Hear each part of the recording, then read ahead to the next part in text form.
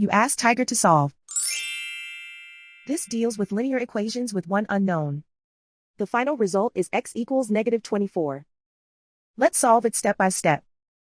Group all constants on the right side of the equation. Subtract 5 from both sides.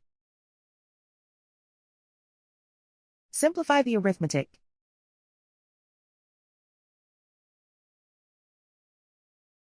Isolate the x. Multiply both sides by 8. Group like terms.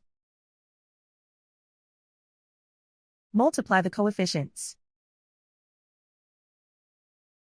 Simplify the fraction. Simplify the arithmetic. And so the final result is x equals -24.